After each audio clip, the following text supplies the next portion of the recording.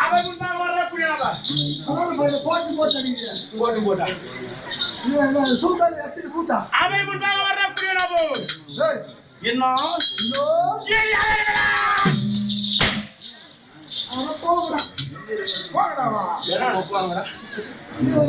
பொதுவாக போற மாதிரி தப்பு தப்புன்னு போட்டுங்க.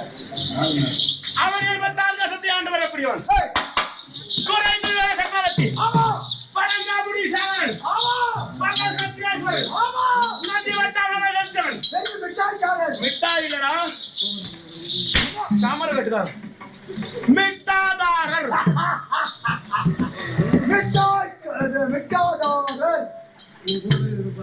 மிட்டாதாரனா பெருத்த பணக்காரன் அர்த்தம்.